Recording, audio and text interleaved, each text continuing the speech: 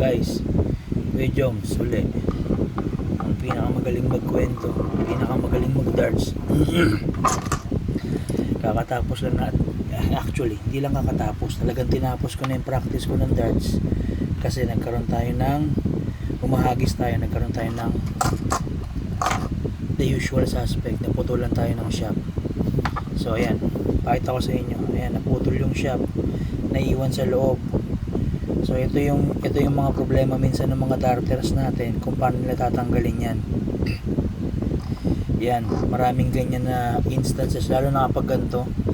Yung ganito kasing klaseng shops, medyo ano to kasi, ayan o, crystal shop siya. So pag bumagsak, talagang prone siya sa bali, hindi kagaya ng iba. So ayan, naiiwan sa ganyan, naiiwan. Yung iba hindi alam kung paano tatanggalin yan, pero ang isang technique lang dyan, ganito lang, kukuhanin mo yung point, tutusukin mo lang yan, ganyan lang yan, tutusukin mo lang yan, tapos iikot mo lang, diin mo yung point, yan, diin mo, yan, ganyan, diin mo, yan, ikot mo, ayun o, ikot mo, yan, ikot mo lang ng, ayan o, ikot mo lang ng ganyan, ayan na,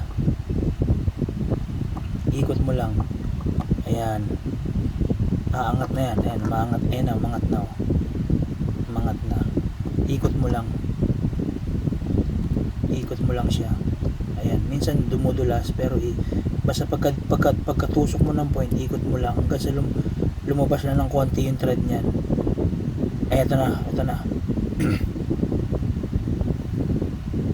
ayun, ayan o, ayan yung putol niya, ayan, okay na siya, okay na yung ano natin, ito yung putol niya,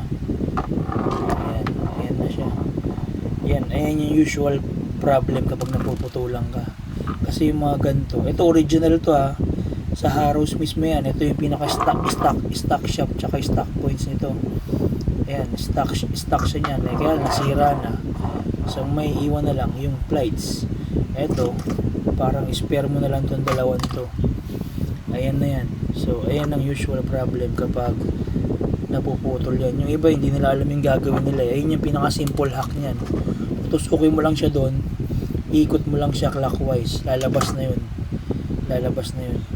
Kapag medyo mahigpit yung pagkakakabit, kunwari madiin ng ganyan, tas naputol, gagawin mo painitan mo tong dulo mo, painitan mo, tas lighter o kung ano man, kandila, painitan mo, itusok mo pa rin hanggang sa bumaon, basta bumaon siya. Pag bumaon niya, maano mo na siya, mapupersa mo na siya ng ganyan eh. So yun, ayun ang simple hack dyan para maano, ayan, bumalik na uli siya, tanggal na, ayan, mababaw lang naman yan, hindi naman siya ganun kalalim, o ayan.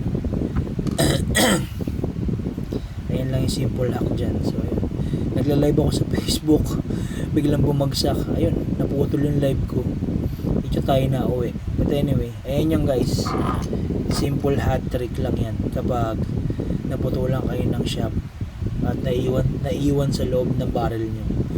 So yun, anyway, thank you so much guys, and si Kuya Joms, ang pinakamagaling mag-darts, pinakamagaling magkwento, at pinakamagaling mag-ayos ng mga sirang shop. So thank you so much, have a great evening.